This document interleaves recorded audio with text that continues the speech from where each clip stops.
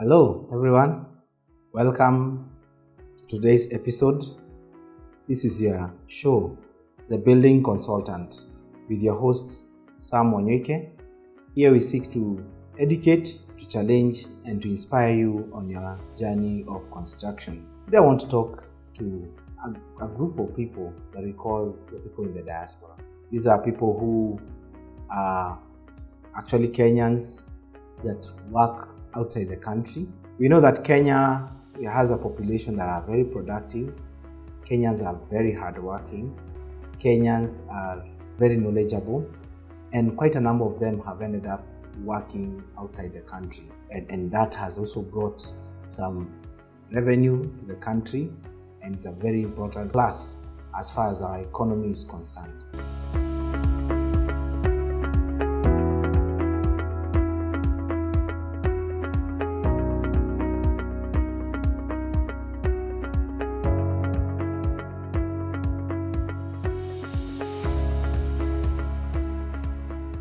So we have more than 500,000 Kenyans that are working outside the country and actually outside the African continent. A good number of these, and a majority, are working in the United States, in Canada, and the UK, but you also have others who are working in the Gulf states, Saudi Arabia, Qatar, and the United Arab Emirates. That includes well-known Dubai, and even in China. In the recent past, and this is something that is very much increasing, is the fact that most of these Kenyans who have been living abroad for a while are actively getting engaged in doing construction at home. And this has been increasing, and it continues to increase, which is a very positive thing for our country. Nevertheless, and on a sad note, is that trying to build from diaspora and building it at home is not a very easy thing, because some of them have had to engage the input from their very own families, members, or even friends to help them run the project. Nevertheless, some of them have ended up being duped by some exploitative relatives and even friends, a thing that has really disturbed a good number of the people. I recently heard of a case where someone was building from the diaspora, and after a while he decided to come back. And upon coming back, before he would receive photos of how the construction is ongoing, land has been bought, now construction is ongoing and all that. But upon coming back and he tried to go and visit the place, he actually realized that was a ghost project. And the photos that he was receiving, these were photos of another particular site, and all the money that he would send would actually be consumed by the person who happens to be a relative. Another case is whereby the person would send money, but the project ended up being done in a shoddy way, a thing that when the person came back, he was really frustrated. It becomes very much disturbing when things don't go the way you had intended. We know that construction is a very expensive affair, and much of what is being put in, especially from the guys in diaspora, is largely savings that you have had to sacrifice your pay and send some money back at home to buy land and to even begin construction. So today, in our discussion, we want to look at a few tips that you need to put in place to reap maximally when you are building from the diaspora. The first thing that I would want to recommend to us before you start building is get the right professionals. I think time and again I'm talking about getting right professionals because they are very essential in every building construction. And getting the right professional, it means that you need to do a proper documentation of the contract. The right professionals here, we're talking about the project manager. A project manager is some person who will help you to coordinate everything that needs to be put in place. Some of the project managers that have been deployed have been relatives, but it is possible to get a qualified or someone who is knowledgeable in construction as a project manager. This project manager will help to coordinate other consultants and even to run with the project, get the right materials, and then help you to build effectively.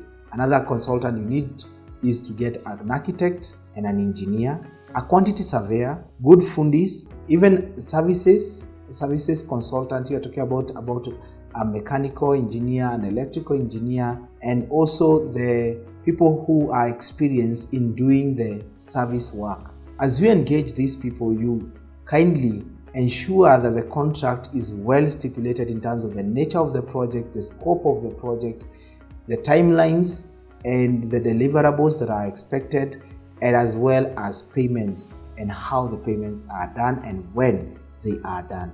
Get the right team before you start constructing. Don't just start by just sending money. It might become disastrous and it might turn awful for you. The second thing is, I want to say that please do not engage or don't entrust everything on one person. What I mean is, yes, we have various people who are working on the team, but many people who are building from the diaspora, they want to follow up from one person, they want to only hear from one source.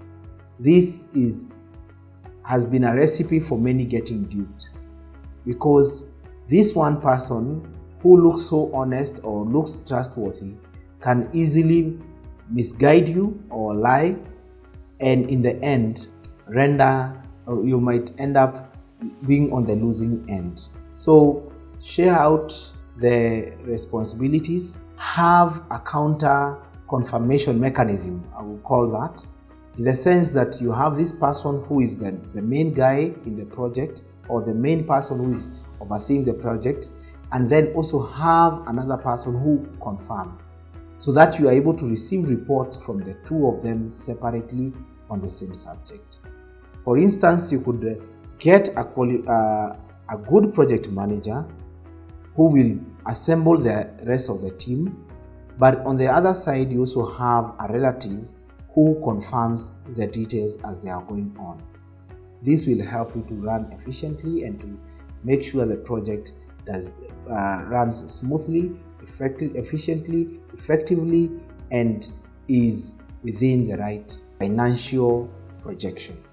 Before you start construction, have a BOQ ready, a bill of quantities. You need to know the cost that you are going to incur, so that it is from that basis that you'll be able to assess how the project is progressing. The bill of quantities will help you to be able to assess the cost at every given stage.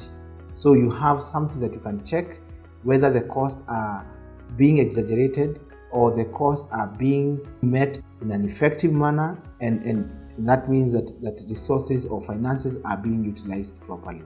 So ensure you have a cost estimation beforehand, or a detailed bill of quantities that will be a document that you will use in assessing the progress of work. The fourth thing that will be very important for you when you are building from the diaspora is to have proper documentation of your work that is ongoing. Ensure that the people that you have entrusted with the work are keeping receipts, they are providing timely reports and well-detailed reports, they have properly documented the work, and that the drawings are approved.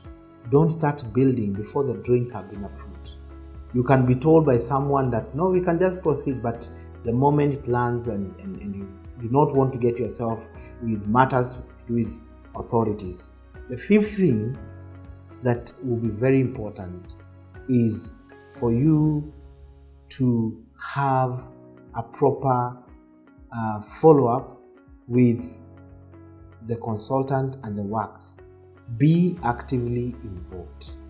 Be actively involved. This means that you will need to organize for online meetings with the consultants and everyone and every stakeholder involved. Make sure that the meetings will capture the details accordingly. Do not just assume that because you are far away, things are going on smoothly. There are areas that you will be needed to make decisions. So be actively involved in the project, and so that you're able to realize what you have as your desired end. In that, you will need regular updates from or the people that are involved. Keep record, keep a list, keep the contact of everyone, the contractor, the architect. Engage them also individually, besides the engaging them through the main lead or the lead consultant. Also engage them individually, either through emails, either through other platforms like WhatsApp, or even calls. So make sure you are in constant communication with the people that are on the ground to ensure that everything is running properly. Yeah, so that's it for today, and I believe that it has been helpful for you who wants to build from the diaspora. And I know, and I want to tell you that it's very possible, and it can be done properly if only you are able to follow the right guidelines. Kindly do subscribe and click the like button to continue receiving more of these videos, and I will look forward to have you tune in the next episode. If you have any question or comment, kindly share on the comment section below, or reach us out on the contacts that have been shared on the screen.